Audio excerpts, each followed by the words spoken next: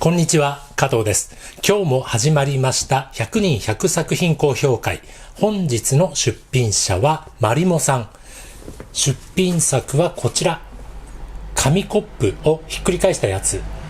お好みの辛さは9辛でいってみたいと思います。どうぞ。自己紹介。30代のデッサン初心者です。10代の頃からデッサンが上手くなりたいと思っており、デッサンの本なども読んだりしてみたのですが、本の内容があまり理解できず、書いてみてもすごく下手だったので、一人前しか練習せずに、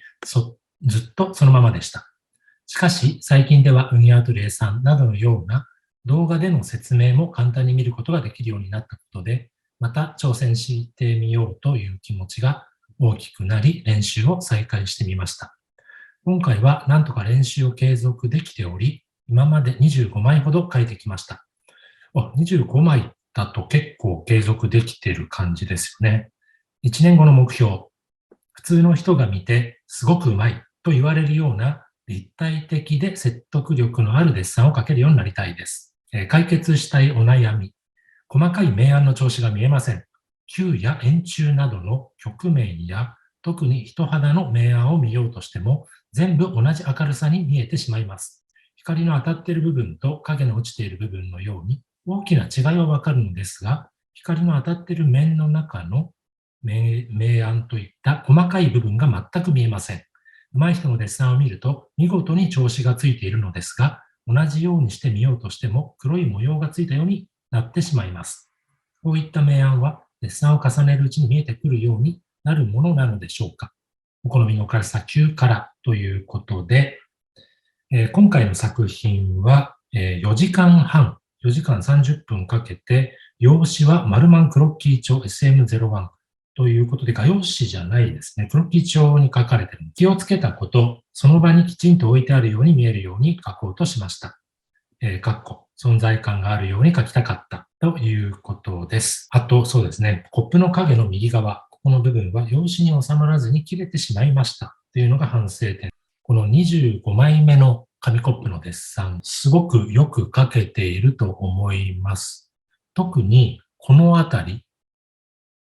光が当たっている、多分左手前から光が当たって一番明るいのがこのあたりだと思うんですが、それによってできるこの縁の影、一番コントラストが強く見えているところが、よく見るとね、この反射光まで、この部分ですね。明るいこの底の面に当たった光が反射している、うっすらと明るく見えている反射光までもちゃんと描写してあるということと、あと拡大してみるとわかるんですが、明るいところにね、細かなタッチが、縦横、縦横無尽に入っているんですね。そうやって明るい面の微妙な明暗が見えないと言いつつも、十分に丸みに沿った立体表現ができていると思います。加えて、この紙コップ特有のちょっと折れ曲がった、シワというか、折れ曲がった、質感表現や、あと紙が二重に組み合わさっている、この合わさっているところの微妙な筋なんかも丁寧に硬い鉛筆でちゃんと表現されてるんですね。あと、ここもそうです。内側の、製造する上でできた、このシワみたいな、規則的なシワみたいなところまでちゃんと表現できていて、通常のデッサンというよりも細密描写、細かなところまでしっかりと描写した、細密描写って私どもは言うんですけど、精密な描写ができている作品だなと感じました。4時間半1枚の作品、このモチーフに集中するのってなかなか難しいと思うんですが、つまり初心者の方ほどなかなかその集中力が続かないんですよね。途中で飽きてしまうというか、もうやるべきことをやって、あとは何をしていいかわからないって投げ出すことが多いんですが、そういったディティール、細かな部分までちゃんと観察して、そのものの存在感が出るところまで、自分の考える、ここまでは書けるぞっていう、できることを精一杯やった、そういったデッサンだと思います。ただ一点残念なのは、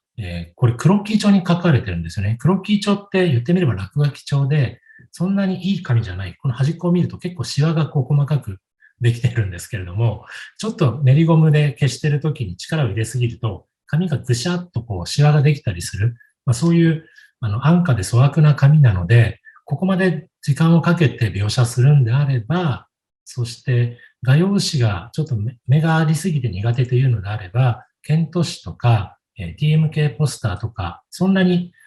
紙の表面に凸凹がないつるっとした紙を使って同じような練習をすると、より耐久性のある、そして丈夫な、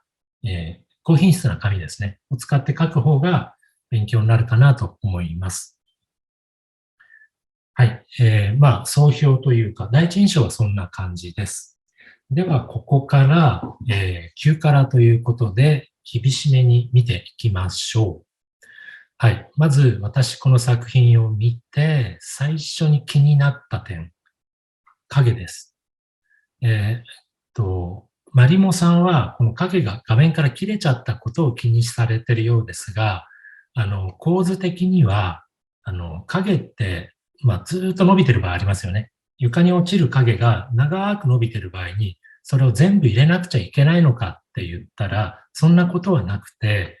描く対象、モチーフは今回紙コップっていうことで、モチーフは大事にするんですけれども、それに付随する影は途中で切れちゃっても構わないですよ。構図的にちょうどいい加減のところまで入れて、それで切る、もしくは徐々にこうぼけていくっていう表現で構わないと思います。まず、影については、切れることは特に問題にはなりません。だけど、私が気になるって言った影、どんなところが気になるかっていうと、これね、付け足した、なんて言うんでしょう、おまけみたいな感じなんですよね。本体そのものには、非常に細やかな神経を使って、そして手前のテーブルなんかも水平面、垂直に切り立つ面、なんかちゃんと意識して水平面、垂直面っていう風にタッチを重ねてるんですけども、この影の中の、描きっぷりというか、影の表現があまりにも違いすぎる。これだけ神経使える方がなんでこうなっちゃうのっていうくらい影が良くないです。じゃあどうしたらいいのかっていうと、この際はね、丁寧に見てるんですよ。明るい色、影の中の明るさなんですが、明るい白い紙コップに対して暗い影なんですよね。なんですけれども、ここまでコントラスト強くなかったと思います。おそらく一番コントラスト強かったのがここ。つまり、この底面と立ち上がっているこのエッジとの距離が近いから、コントラストも強いし、はっきりしてるんですよね。で、例えばここなんかを比べると、紙コップのこの位置とこの位置って、おそらく斜め上から紙コップを見下ろしたときにちょっと図に書きますね。紙コップが置かれていて、斜め上から見下ろした際に、多分この辺、ちょうど、光と影の境目なので、このあたりの向こうに見えている床っていうのは、距離にして10センチから15センチくらい遠くにあると思うんですね。こことここの距離ってそのくらい離れてるんですよ。なんですけど、で、ここはゼロですね。ここ接している。ここは床と紙コップが接している距離がゼロの位置。で、ここはおそらく10センチとか15センチ離れた位置。こことここでは、紙コップとの距離感がまるで違うんですよね。0センチ、接しているから5センチ後ろとか10センチ後ろ、15センチ後ろ。ここに至っては紙コップのエッジの向こうに見える床は20センチくらい後ろなんでしょうか。そんな風に距離がどんどん離れていくんですね。この接しているエッジを見ていくと、距離0から徐々に離れていって、ここでは20センチくらい離れた床と接している。そういった部分を描いているんですね。なんですが、この影に関しては、この影の黒色をね、丁寧に塗ってる感じに見えるんですよ。わかりますかね。本来であれば、距離が徐々に離れていくぞっていうのを、ここの紙コップとの接点を、距離が離れていってくれてるかなって見ながら、書きながら、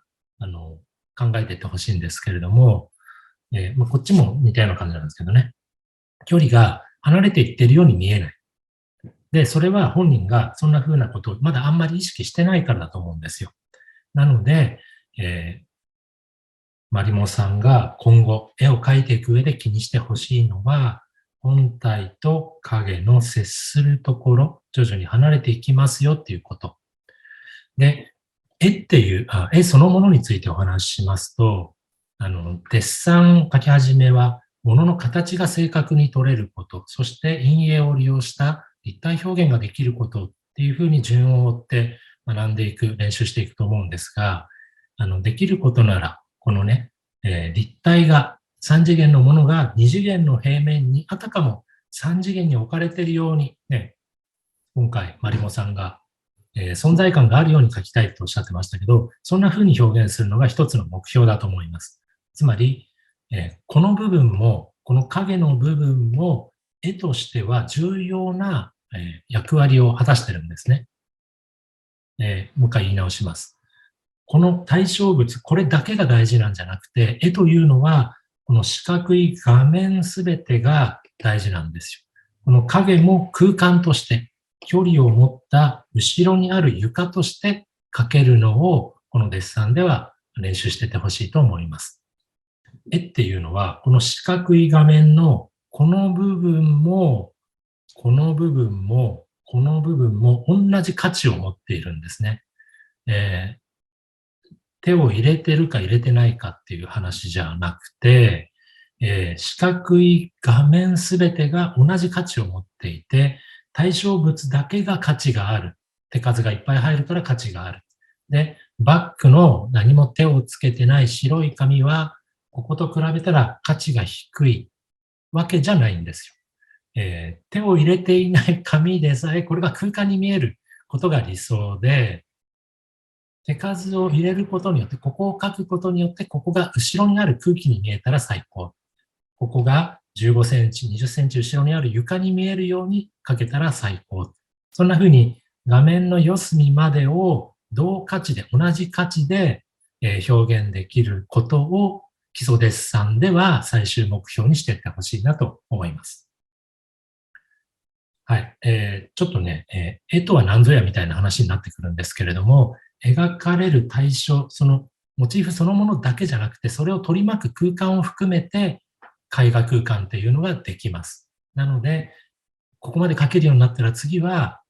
テーブルに映る影も同価値に描けるように、同じ重要度で手数が入れられるように、そして距離を意識して、何センチ後ろっていう関係が描けるように、これから追求していってほしいなと思います。はい、講評はその辺にして、ご質問に答えていきましょうね。一番気にされているのは、明暗の細かい部分が全く見えませんということで、でもね、この作品を見る限りでは、その明るさの微妙なグラデーション、マックスの明るさ多分このラインですよね。影のちょうど対極にある反対側。この辺、この辺。このラインが一番明るくて、徐々に暗くなるグラデーションが、この作品では必要十分表現できていると思うんですが、自分ではよく見えない、頭で理解したこととして書いているような文章だったんですね。で、これはね、練習によって見えるようになるかってことですけれども、私は、はい、その通り、訓練によって見えるようになる、目の機能だと思います。つまり、デッサン始めたばかりの方は、なかなか細かな微妙な調子の違いって見極めるセンサーがまだ目に備わってない感じはします。訓練によってその精度が上がっていく、細かな変化を区別できるようになっていく能力だと思います。なので、今は見えないとおっしゃってますけれども、例えばどうしましょうね。ここの明るさと、ここの明るさと、ここの明るさの区別が、今はこことここの違いはわかるけど、こことここの違いがわからないっていうことでしたら、それは訓練によって徐々に差が見えるようになってくると思います。と、もう一点、差がない場合もあります。明るさが同じに見えている場合もあるので、それは見えるわけないんですね。同じに見えて、それが正解なので、同じに見えるものは同じに見えるように表現していっていいと思います。つまり、見えないのに嘘をつく必要はなくて、で、そこをどう区別していいかなんですが、自分の目の精度がまだ低いなと思われるときは、私はスマホでこのモチーフの写真を撮って、白黒に置き換えて、ちょっと、調子、トーンの調整をしてあげて、差がはっきり見えるような、画像加工をしてあげて区別することでもいいと思います。慣れてくると人間の目っていうのの精度って非常に高いんですよね。多分スマホに負けず劣らず微妙な違い区別できるようになってくると思いますので、そうなるまでの間はスマホで写真を撮ってモノトーンに置き換えて、で場合によってはそのレベル調整をしてキーを上げるとか下げるとか、そうやって差があるのかないのかが、自分の目でわからなければ、そのスマホのセンサーを利用した判断を利用するのも一つの方法だと思います。人にもよりますけれども、1年後に、人からめちゃめちゃうまいと、すごくうまいと言われたいということなんですけど、どうでしょうね。一般的な目安、その練習時間のことなんですけど、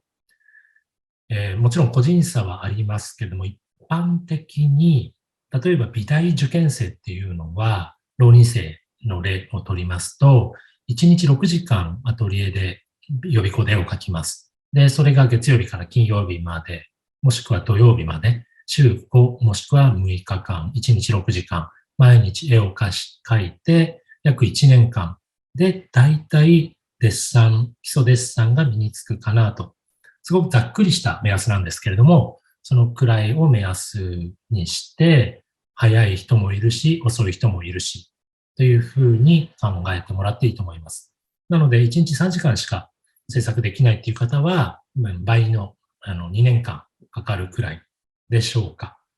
で、すごくうまいっていうのを誰が言うかなんですけれども、普通の人が見てすごくうまいっていうレベルでしたら、その絵を描いてる、その同業他社が見てすごくうまいっていうんじゃなくてね、普通の人が見てすごくうまいっていうのでしたら、それの半分くらいの時間で結構な、技術、デッサン力、画力が身につくと思います。毎日描いて半年くらいが一つの目安かなと、ざっくりですけれどもね、思います。自分のその所要時間というか、どのくらい実際に時間かけられるかかける日数で、計算してみるといいんじゃないかなと思います。あとね、結構、